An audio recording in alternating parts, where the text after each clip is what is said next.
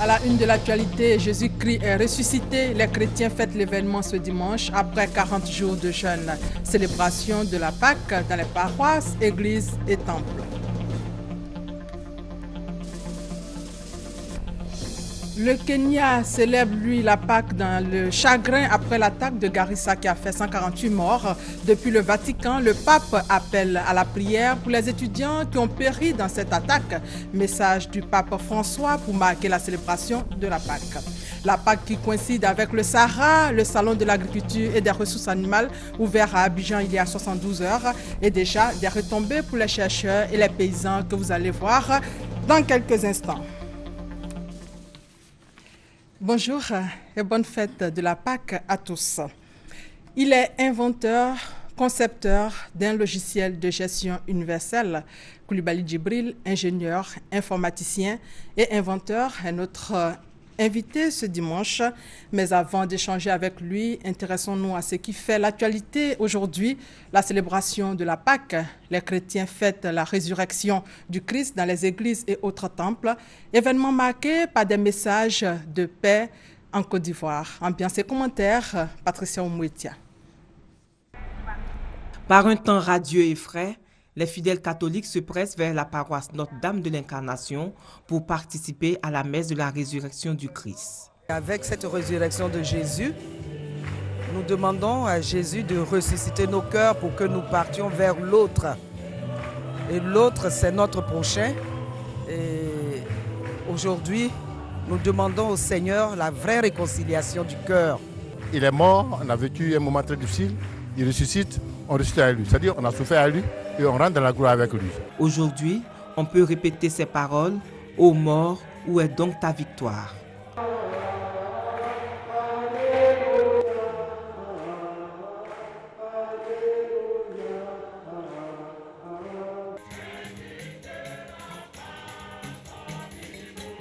Les récits bibliques de ce jour rappellent aux croyants la puissance de la vie. La résurrection du Christ est le gage du salut. Cette résurrection donne de l'espoir. Le Christ réellement a vaincu la mort et la mort n'a plus aucun pouvoir. Donc l'espérance de croire que les échecs ne sont que des passages vers un succès, que la maladie ne sont que des moments d'épreuve vers la guérison et que même les divisions ne sont que des moments d'épreuve vers la paix ou bien encore vers la réconciliation. Donc la fête de la résurrection du Christ nous invite à vivre dans l'espérance d'une vraie réconciliation et d'une paix définitive pour notre pays.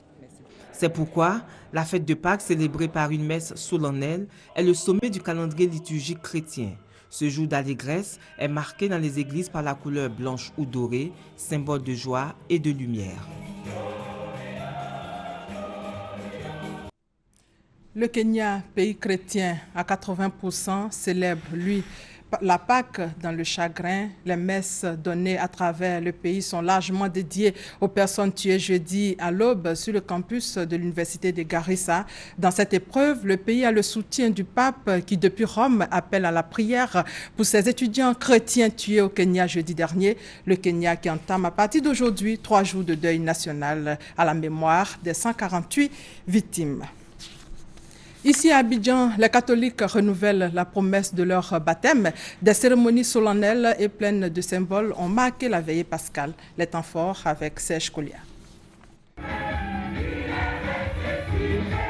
Le chant de victoire à la gloire de Jésus-Christ le ressuscité d'entre les morts a retenti dans toutes les paroisses de l'Église catholique en Côte d'Ivoire. À Saint-Ambroise-Mavigne de Cocody-Angré, la veillée pascale, comme un peu partout, s'ouvre par un grand feu symbolisant la lumière du Christ. Bénédiction du feu nouveau, procession avec le cierge pascal, cela, dans le recueillement, le père curé Pascal Seka a montré aux quelques 3000 fidèles présents le chemin de la vie nouvelle, celle éclairée par la lumière de Jésus-Christ. La célébration de la résurrection du Christ est une renaissance pour le chrétien, un renouvellement de son engagement. Comme le veut la tradition, dans toutes les paroisses, de nouveaux baptisés ou chrétiens confirmés ont confessé Jésus-Christ comme Seigneur et Sauveur. Ils ont reçu le baptême, ce sacrement traduisant leur entrée dans la grande famille des chrétiens. La grâce de Dieu m'a fait vraiment plaisir. Ça m'a enlevé tous les péchés. Pâques, Nuit de la joie et de la délivrance a été célébrée dans une ferveur religieuse particulière. Ressuscitant d'entre les morts, le Christ nous dit: hommes et femmes de la terre, ma paix soit avec vous. Cultivez la paix, vivez la paix et faites la paix entre vous. Et nous, singulièrement, peuple de Côte d'Ivoire, chrétiens et chrétiennes de Côte d'Ivoire, la victoire du Christ nous invite à nous engager positivement dans cette culture de la paix et du vivre ensemble. Cette nuit-là, Dieu a fait passer son Fils de la mort à la vie. Ainsi, la vigile est le cœur et le sommet de l'année liturgique, le fondement absolu de la foi chrétienne.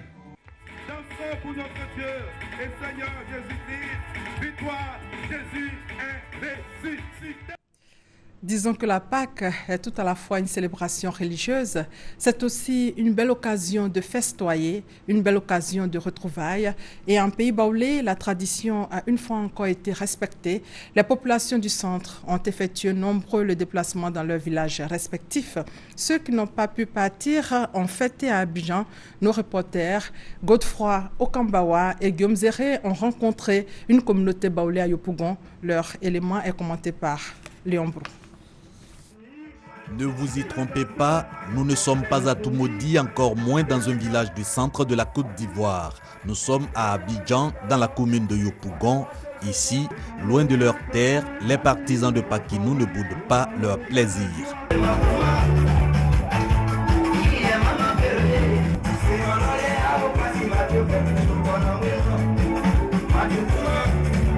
Si la plupart est partie d'Abidjan pour le village, pour ceux restés à Abidjan en cette période combien importante pour la communauté baoulée, les raisons sont bien valables. Ils sont à l'aise.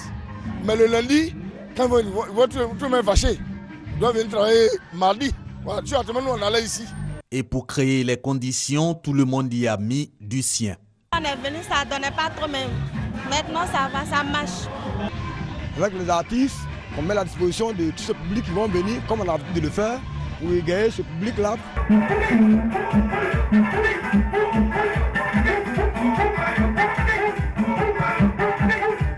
Pakinou signifie en langue baoulée, en Pâques ou pendant la fête de Pâques, est un moment de retrouvailles.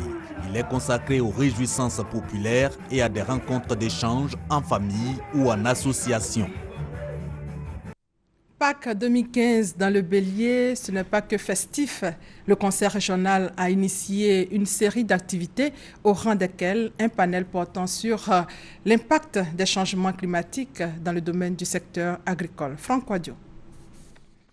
La région du Bélier, comme toute autre région en Côte d'Ivoire et partout ailleurs dans le monde, est menacée par les affres des changements climatiques.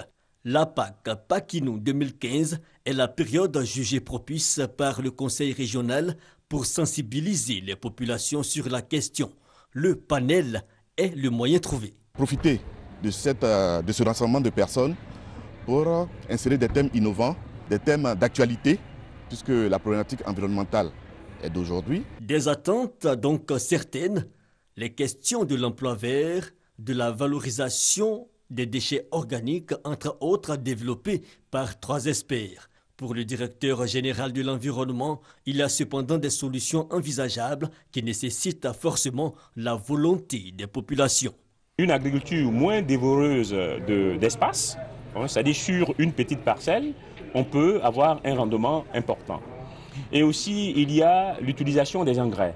Les engrais chimiques ne sont plus conseillés dans une agriculture durable.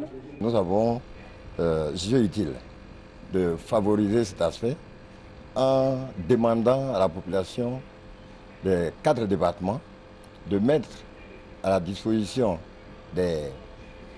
du conseil régional 5 hectares de terre du moins à planter chaque département. Si bien que nous avons 20 hectares à planter. Je crois que c'est très très important pour le futur. Des populations moteurs de leur développement. Déjà des initiatives bien visibles, opérations de nettoyage pour un environnement plus sain à Djekanou.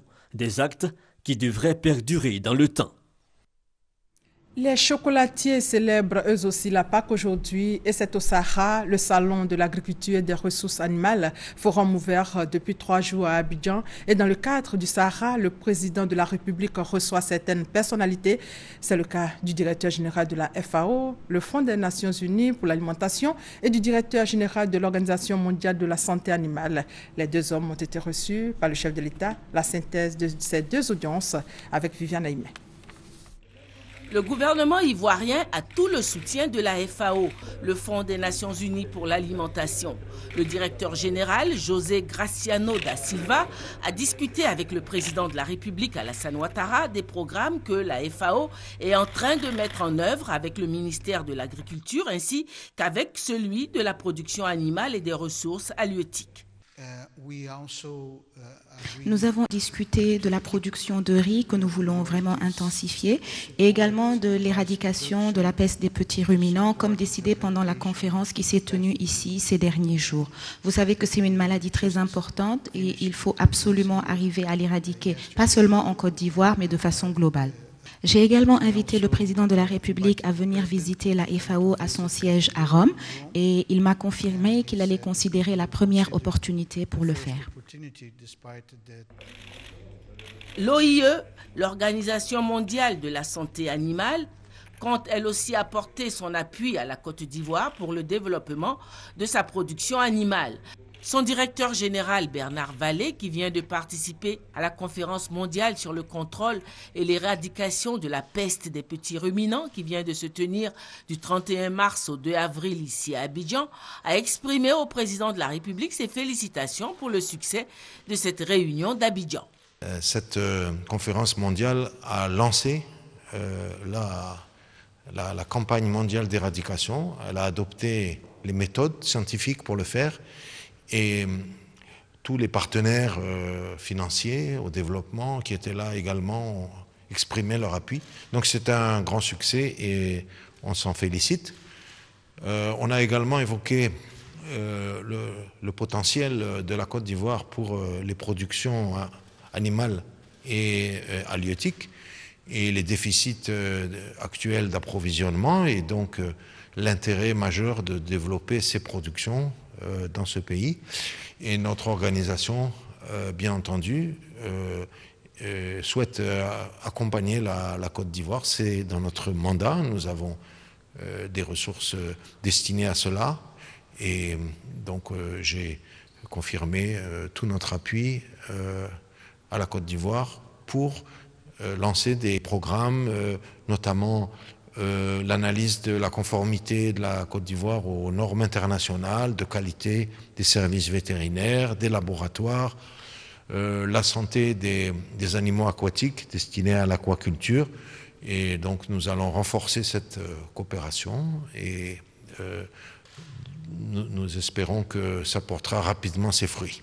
L'Organisation mondiale de la santé animale est une organisation intergouvernementale chargée d'améliorer la santé animale dans le monde. Elle a été créée par un accord international datant du 25 janvier 1924 sous le nom d'Office international des épizooties, en abrégé OIE. Elle compte 180 pays membres. Son siège est à Paris. Le Sahara, le salon de l'agriculture et des ressources animales à peine ouvert et déjà des retombées pour le monde paysan et les investisseurs exerçant dans le domaine de l'agriculture. Le ministère de l'Agriculture a signé hier samedi des conventions avec des opérateurs privés qui vont aider les paysans de plusieurs régions de la Côte d'Ivoire à moderniser leur culture. L'État de Côte d'Ivoire a également relancé sa coopération scientifique en matière de recherche agricole avec la France. On fait le point avec Francis Boifo. C'est un nouveau départ entre la Côte d'Ivoire et la France en matière de coopération scientifique. La signature de conventions entre le Fonds interprofessionnel pour la recherche et le conseil agricole FIRCA et le Centre de coopération internationale en recherche agronomique pour le développement CIRAD est illustrative de ce partenariat. La convention permettra le développement des compétences en matière de formation des chercheurs du FIRCA, l'échange d'expériences sur les mécanismes de diffusion de projets de recherche et la mobilisation de financement. Nous concrétisons effectivement une alliance très forte entre nos deux pays pour participer à l'émergence de la Côte d'Ivoire à travers la recherche et le développement. Avec des opérateurs privés venus prendre part au Salon de l'agriculture et des ressources animales d'Abidjan Sahara, le ministère de l'Agriculture a signé d'autres conventions. Il s'agit d'aider les paysans de plusieurs régions à moderniser leur culture et augmenter leur production. Nous allons commencer par former nos riziculteurs aux nouvelles techniques, aux techniques de développement durable. Nous allons améliorer les plateaux techniques pour optimiser la qualité de la transformation. Et enfin, nous allons mieux organiser la distribution pour que toute la chaîne puisse profiter au même titre de rémunération de la filière du riz. Nous allons distribuer des tracteurs aux paysans et nous allons ensuite nous atteler, une fois que ce riz est produit, il faut le transformer. Pour le transformer, nous allons apporter des usines performantes. Les attentes sont nombreuses. Le gouvernement a l'ambition de produire 1 900 000 tonnes de riz blanchi en 2016. Qu'ils apportent des investissements, qu'il s'agira pour nous d'aménager les bas-fonds, de nous occuper des pistes de dessert agricole pour permettre de couler les productions. Et eux, ils vont s'occuper de la partie productive, de la partie rentable, notamment en ce qui concerne la transformation et la commercialisation. On le voit, en plus des découvertes, expositions, des échanges, des conférences et panels, le Sahara 2015 est un cadre privilégié de développement de partenariats gagnant-gagnant. Aujourd'hui, au programme du Sahara et pour coller à l'actualité, spéciale célébration de Pâques avec les chocolatiers. Nous y reviendrons dans notre édition de 20h. Dans le secteur du transport, le premier responsable, le ministre Gaussou Touré, a entamé depuis le 9 mars dernier une tournée dans les structures sous tutelle. Il a visité la Sotra pour s'imprégner des réalités et conditions de travail des agents sur place. Sephora Zegui et Jean-Luc Bangbo. Unité mécanique, unité de carrosserie, atelier de construction navale, tous les départements de Sotra Industrie et le département réseau bus de Koumassi ont été visités par le ministre des Transports Gaussou Touré. Bouaké Meïté, directeur général de la Sotra, a fait l'état des lieux de cette entité industrielle après la restructuration opérée par le gouvernement. La Sotra est aujourd'hui en mesure d'apporter un service en nette progression pour les populations abidjanaises. À ce jour, nous transportons environ 600 000 passagers par jour, avec un parc moyen journalier en ligne de l'ordre de 500 véhicules. Les comptes de résultats, depuis 2 ans, ont retrouvé un niveau d'équilibre positif. Sur la question du déficit des autobus qui desservent les communes d'Abidjan, le ministre rassure les populations. J'ai été très satisfait de me retrouver dans des locaux très propres, bien maintenus, avec un personnel que nous avons vu sur place, dévoué, qui tient à relever tous les défis. Nous pouvons dire que les perspectives sont bonnes et que très bientôt, la Sotra sera à la hauteur de la mission que l'État de Côte d'Ivoire a bien voulu lui confier. La Société des transports abidjanais emploie près de 3000 personnes et entend recruter plus de 500 jeunes à la fin de l'année 2015. Bientôt, un pont sur le fleuve Komoué, c'est le pont de Bassawa dans le village de Serebou, précisément dans le département de Prikro. Serebou va avoir un nouveau visage grâce à la construction de ce pont. Chantal Akandan était sur le chantier, son compte rendu. Nous sommes sur le chantier du pont de Bassawa. C'est un pont en construction sur le fleuve Komoué. Il va désenclaver le village de Serebou. Ce village, situé dans le département de Prikro, dans la région de Lifou, amorce son développement. Il y a des maisons qui étaient sur les emprises de la voie ou qui sont encore sur les emprises de la voie. Il fallait déplacer les populations, n'est-ce pas, de leurs anciennes maisons pour les reloger dans les nouvelles maisons.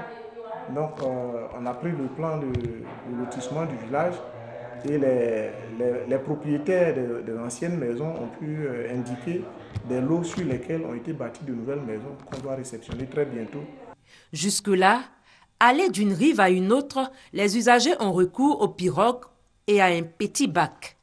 Cet ouvrage a redonné de l'espoir aux populations avec la construction de maisons modernes dans le village et la création d'emplois pour les jeunes. Nous sommes trop contents parce que nous savons que quand le pont serait bien que les camions vont commencer à véhiculer ici et à rouler ici, ça serait un grand bénéfice pour nous. Le voyage, le déplacement serait facile pour nous. Bon, tout ce qu'on est en train de faire, en tout cas, ça va bien marcher.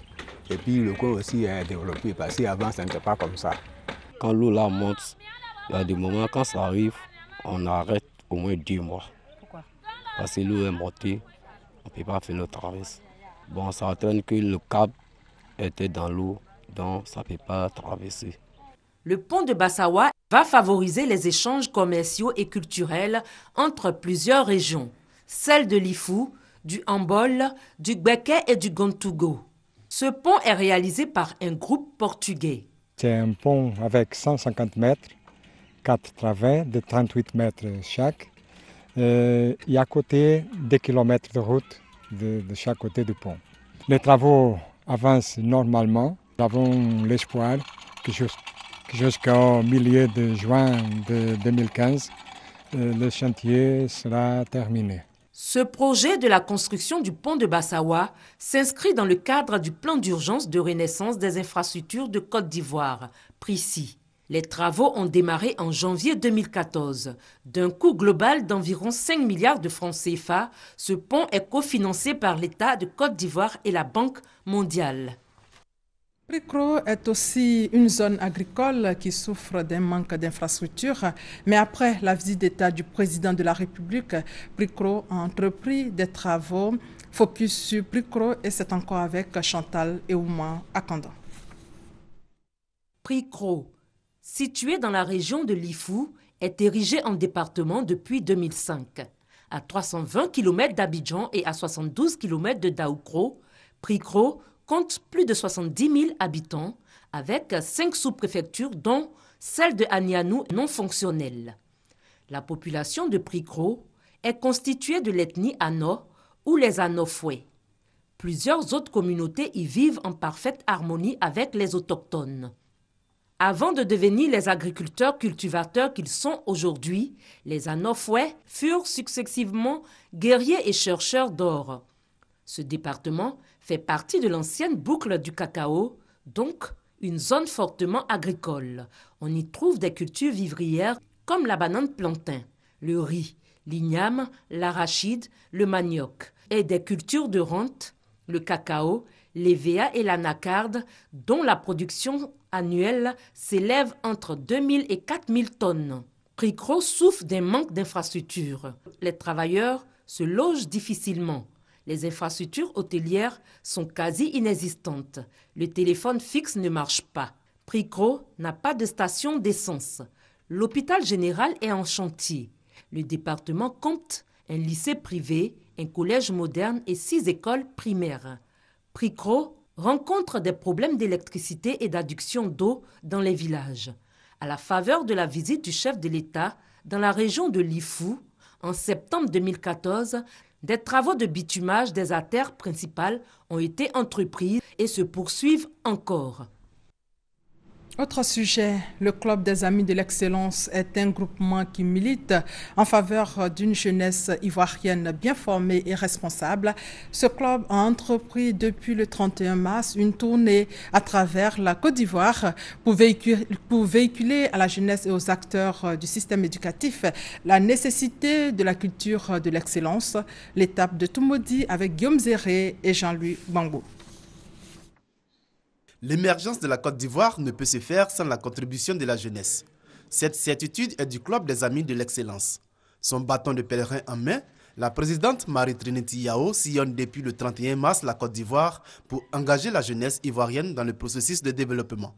Pour cette première étape de son périple, c'est la ville de Toumoudi qui l'accueille. Ici, elle incite les décideurs à s'impliquer dans la formation de la jeunesse. Les 20 premières années d'un enfant, d'une personne se passent à l'école et la perception qu'il aura de la culture de l'excellence dépendra de l'éducation que vous lui aurez donnée.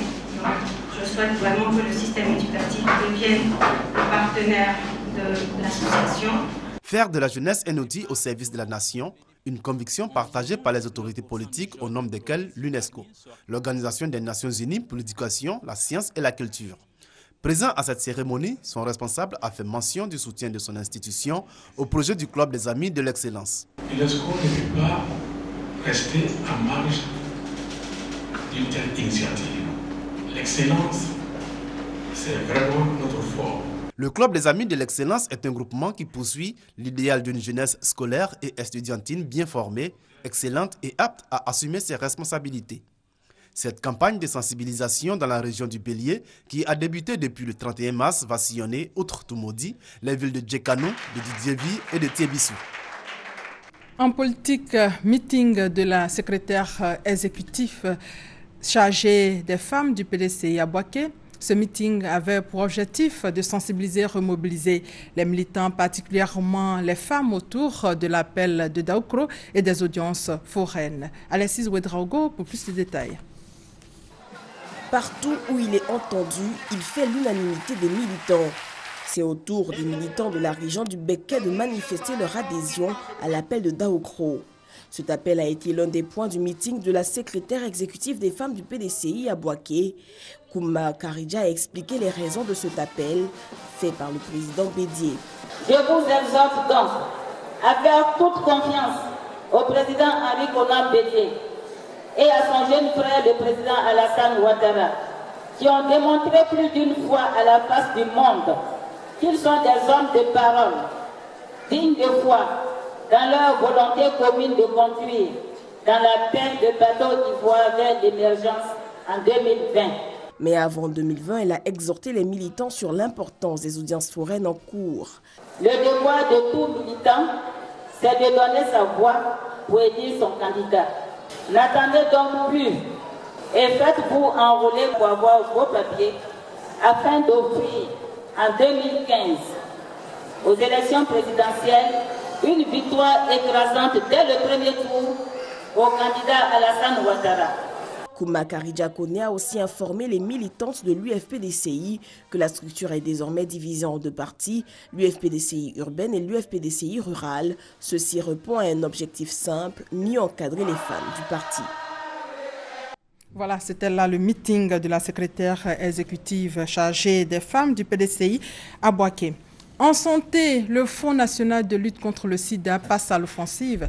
La structure a organisé un atelier pour impliquer les journalistes dans la mobilisation de fonds contre la pandémie. On fait le point avec Patricia Omo-Etia.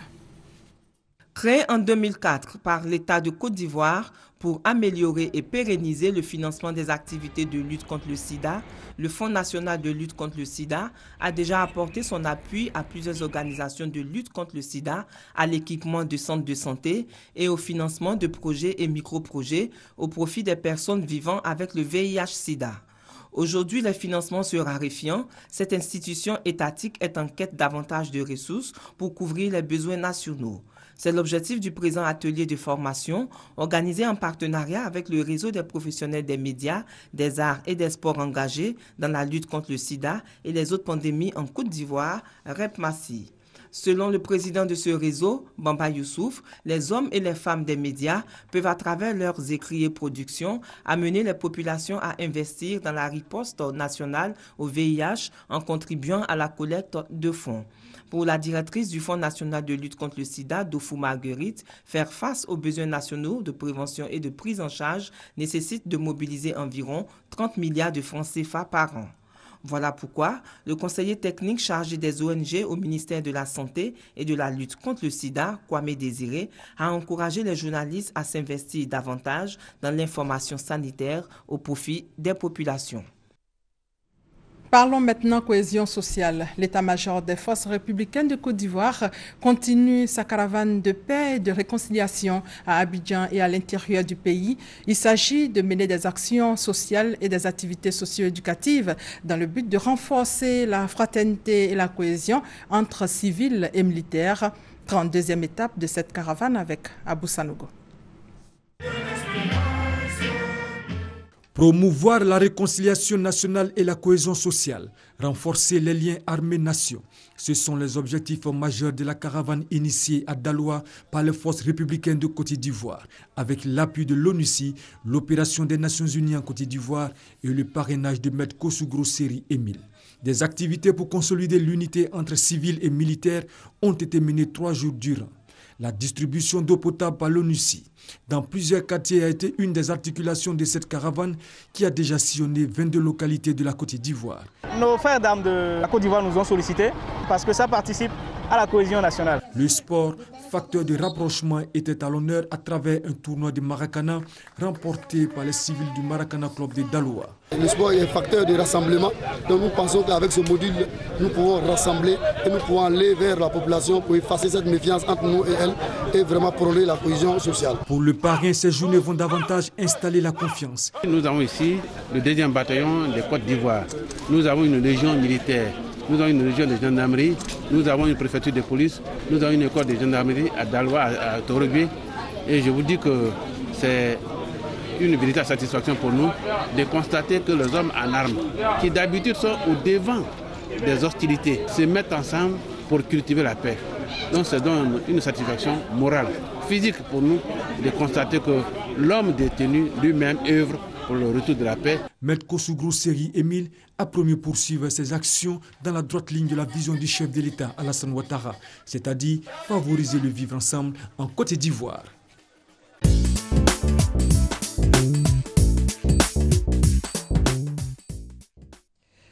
Place au magazine du dimanche et nous sommes avec Coulibaly Djibril, ingénieur, informaticien et de formation et inventeur. Monsieur Coulibaly, merci d'avoir accepté notre invitation et bonne fête de Pâques à vous. Merci, bonne fête de Pâques à vous également et à tous les téléspectateurs. Avant d'échanger avec vous, nous allons d'abord suivre ce reportage de Sita Soro qui va nous donner une idée du sujet que nous allons décortiquer. Nexpro UBS, le premier logiciel de gestion universelle made in Côte d'Ivoire. Ce logiciel permet d'informatiser de façon systématique et générale les tâches préalablement définies et limitées. Son concepteur, Pierre Djibril Coulibaly, est ingénieur informaticien, inventeur, par ailleurs vice-président de la Fédération des inventeurs de Côte d'Ivoire, FEDENCI. Lancé en 2014, ce logiciel s'adapte à tout ordinateur, tablette ou smartphone. Sa particularité est qu'il peut être installé soit individuellement sur un ordinateur, soit en réseau, à l'instar des logiciels tels que Word, Excel et bien d'autres. En plus, il convient de noter qu'on n'a pas besoin d'être doué en informatique pour s'en servir. Nexpro, qui est également une application multitâche, permet de gérer, entre autres, plusieurs activités au sein de l'entreprise, notamment le budget, les ressources humaines et les archives. Grâce à ses qualités, l'application a reçu de nombreuses distinctions en Côte d'Ivoire et à l'extérieur, dont la médaille nationale de Côte d'Ivoire, le prix international de la qualité à Genève, pour ne citer que cela. Fort de ses succès, Pierre Djibril Coulibaly a été classé parmi les 100 personnalités africaines qui ont fait bouger l'Afrique et le monde des TIC en 2014. Monsieur Coulibaly Djibril, nous allons maintenant décortiquer votre logiciel. Mais avant, êtes-vous inventeur ou concepteur? Et les deux. D'accord. Je suis inventeur d'une méthodologie de conception de logiciels de gestion universelle. Et c'est cette méthodologie que j'ai utilisée pour concevoir Nexpro UBS, le premier logiciel de gestion universelle. Vous êtes donc le concepteur et l'inventeur du premier logiciel de gestion universelle au monde. C'est quoi exactement ce logiciel? Alors, Nexpro UBS est véritablement un logiciel de gestion exceptionnel parce que, à la différence des autres logiciels qui répondent à des besoins spécifiques connus d'avance et vers lesquels on va lorsqu'on a déjà des besoins, Nexpro UBS est déjà préinstallé sur l'ordinateur et à votre disposition et vous pouvez l'utiliser immédiatement dès que vous avez un besoin et autant de fois que vous avez un besoin. Donc c'est un logiciel qui simplifie l'utilisation de logiciels, l'accès au logiciel et même élargit la possibilité d'utiliser des logiciels de gestion aujourd'hui. Quelques cas pratiques. Je suis journaliste. En quoi votre invention vient révolutionner mes habitudes en termes de gestion de mes activités? Alors, vous êtes journaliste, notamment vous êtes en train vous devez conduire un certain nombre d'émissions. Ces émissions vous amènent à poser des actes prévisionnels, des actes actuels et des actes futurs.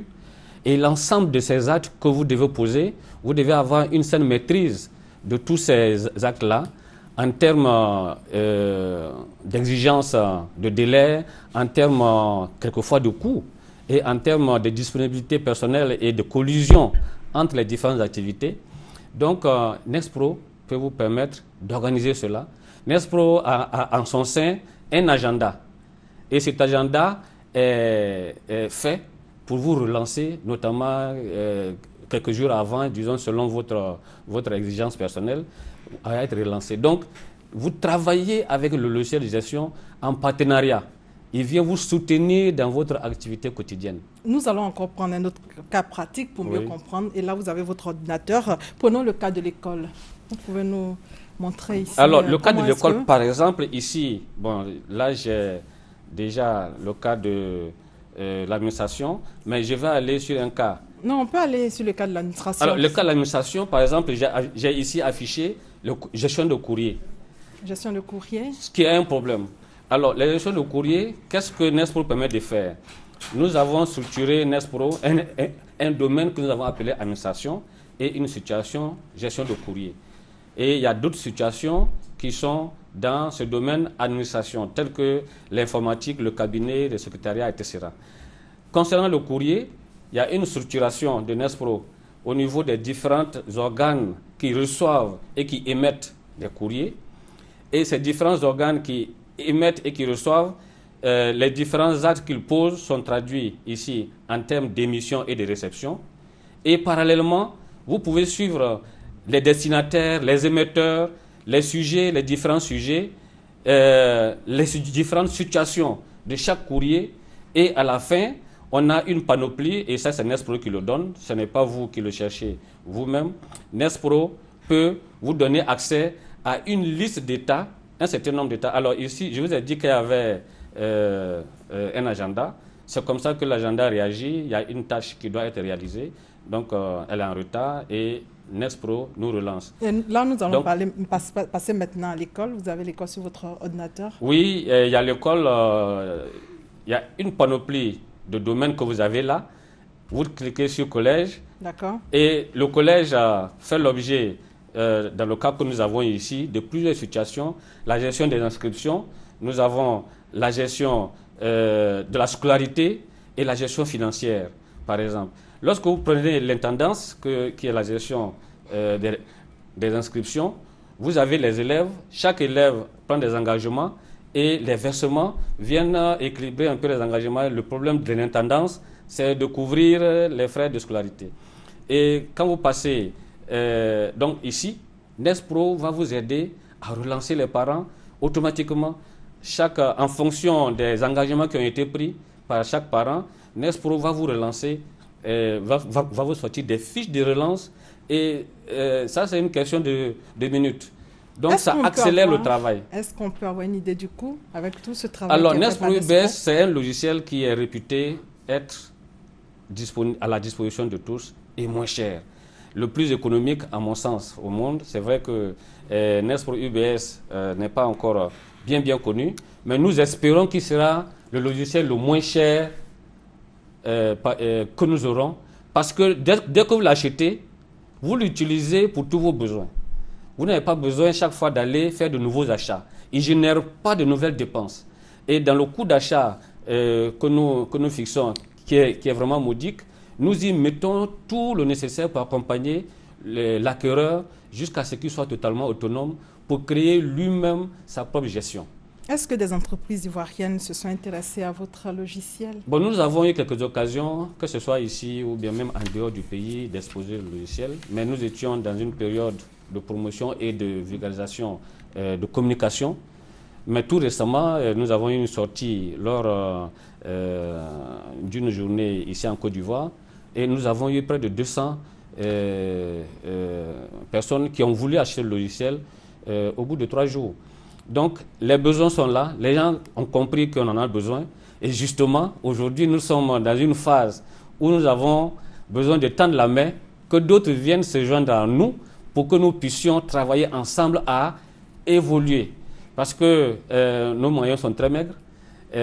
Nous voulons conquérir le monde avec cela et nous pouvons le faire. Mais si nous avions la capacité de travailler avec d'autres et nous avons la main tendue pour cela, ça peut être l'administration publique, ça peut être des grandes entreprises qui ont des moyens d'acheter un certain nombre de logiciels, ou bien ça peut être des organisations professionnelles qui vont travailler avec nous pour faciliter la vie de leurs adhérents. Vous avez parlé tout à l'heure de 200 demandes d'achat. Comment ce logiciel peut-il aider les groupements, les entreprises et les pays africains? Bon, on commence d'abord par les groupements. Alors, les groupements, ce qui est déjà certain, par exemple, on prend les commerçants, les artisans, les écoles et autres administrations. Si vous avez un logiciel de gestion, vous êtes déjà bien parti pour avoir une bonne gestion. Si vous avez un logiciel de gestion tel que Nespro, vous êtes sûr que vous serez mieux géré que si vous n'avez pas de Nespro. Donc, l'investissement qui est fait au niveau de Nespro UBS est un investissement hautement rentable. Alors, ça va nous pousser doucement, ça va aider les États, parce que le secteur privé est un des maillons importants de notre plan de développement. Le secteur privé va avoir une aide importante pour son propre développement et partant, en générant des revenus plus sûrs et plus pérennes, va aider nos économies à aller à plus de croissance. Je parle ici de bonne gouvernance, je parle de milieux d'affaires un peu plus assainis et nous pensons que ce moyen que nous avons, qui est vraiment à la disposition de tous et qui devrait permettre de consacrer la démocratisation de l'informatique ou bien de l'informatisation, je pense que ça serait bien que nous y travaillions ensemble pour qu'on puisse, dans quelques mois, parler d'une véritable révolution. Et au niveau des pays africains? Les pays africains, nous avons été à Accra, à Cotonou, nous avons été à Johannesburg, etc. Les réactions sont bonnes, les gens attendent cela. Ce matin, j'ai eu un contact de RDC. Dans la semaine, on a eu un contact du Cameroun et du Tchad. Donc, on a attendu un peu partout. Mais il faut qu'on le dise ici, à nos frères, nous n'avons pas, par nos propres moyens, la possibilité d'aller vite, aussi vite que chose nécessaire, parce qu'on est dans les TIC. Ça évolue à grande vitesse.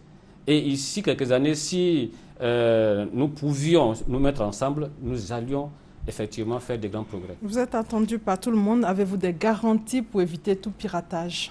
Nous avons un brevet d'invention pour notre méthodologie. Nous avons auprès du BIRUDA déposé donc, un document concernant donc, notre logiciel. Donc on a une protection au niveau du BIRUDA. Et puis nous communiquons suffisamment pour que celui qui va vouloir passer derrière pour faire quelques bricolages, qu'il sache que le monde déjà est au courant de ce qu'il est en train de faire. C'est pour cela d'ailleurs que nous sommes très heureux d'être reçus ici aujourd'hui et nous vous remercions. Quels sont vos rapports avec les ministères de tutelle? Alors, les ministères de tutelle, ils nous aident. D'abord, le ministère de l'Industrie. Le ministère de l'Industrie nous a aidés à avoir le brevet. Avec le ministère de la Recherche scientifique, nous avons été à des salons. Avec le ministère du Commerce. Le ministère du Commerce, nous avons été justement récemment à une exposition à Abidjan ici, à travers la Chambre de commerce et d'industrie. Avec le ministère de la Poste et des TIC, nous avons eu tous les soutiens, tout l'encadrement qu'il fallait. Nous avons, avec le ministère de la Culture également, été soutenus par le BIRUDA, puisque le BIRUDA est du ministère de la Culture. Donc, les différents organes de l'État nous soutiennent autant qu'ils peuvent. Et j'aimerais dire aujourd'hui que nous sommes en phase de commercialisation. Le logiciel est aujourd'hui une réalité. C'est quelque chose qui est admis dans tous les milieux. Nous ne sommes pas en train de rêver, nous sommes dans une réalité. Aujourd'hui, la seule chose qui nous manque, c'est les grands moyens pour vulgariser au plan international, pour vulgariser largement ce logiciel qui appartient à la Côte d'Ivoire d'abord, qui appartient aux Africains et qui va d'abord aider les Africains. Parce que le grand mal que nous avons ici en Afrique, c'est le problème de gestion. Ouais. Et ce problème de gestion sera en partie réglé par une organisation propre, une discipline qui va être imposée par Nespro UBS et des chiffres que des gens pourront prendre pour prendre des décisions qui vont dans le sens du développement. Votre message pour terminer? Alors mon message, c'est que nous sommes donc avec Nespro UBS dans les bras et nous attendons, nous sommes prêts à une collaboration avec les différentes structures qui peuvent nous aider, l'État de Côte d'Ivoire, d'autres États, les structures professionnelles et également les grandes entreprises qui peuvent effectivement, qui savent déjà de quoi il s'agit. Elles ont aussi besoin de Nespro UBS parce qu'elles ont des aspects de leur gestion qui ne sont pas encore automatisés. Moi, j'ai travaillé 20 ans dans les grandes entreprises avant de faire ça. Et je sais qu'il y a des domaines entiers dans les grandes entreprises qui ont besoin de Nespro UBS. Faites-nous confiance. Nous allons révolutionner le domaine des logiciels à partir de la Côte d'Ivoire. Merci, M. Pierre Djibril Coulibaly, d'être venu sur notre plateau. Je rappelle que vous êtes ingénieur, informaticien, par ailleurs vice-président de la Fédération des inventeurs de Côte d'Ivoire. Et vous êtes le concepteur du premier logiciel de gestion universelle en Côte d'Ivoire, un logiciel qui s'est fait une place dans le monde des TIC. Merci d'être venu sur notre plateau. Merci beaucoup. Hors de chez nous, au moins 3 roquettes ont été tirées ce dimanche matin sur le centre-ville de Gao au Mali. Selon la police, au moins une personne a été tuée et 3 autres blessés. Pour terminer, c'est la fête de Pâques. Elle commémore la résurrection de Jésus-Christ. L'événement a été célébré dans les paroisses ce matin. Les fidèles ont prié pour la paix en Côte d'Ivoire. Bonne fête de Pâques donc à tous. Merci de votre fidélité.